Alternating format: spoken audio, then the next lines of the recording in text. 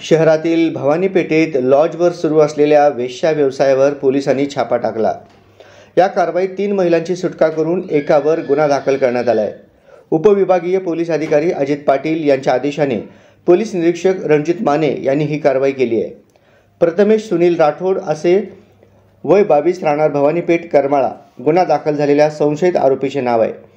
Police निरीक्षक माने यांना माहिती मिळाली होती की भवानी पेठेतील कमला भवानी लॉजमध्ये महिलांकडून देह विक्रीचा व्यवसाय करून घेतला जात आहे। प्रत्येक ग्राहकामागे त्याला 500 रुपये मिळत होते।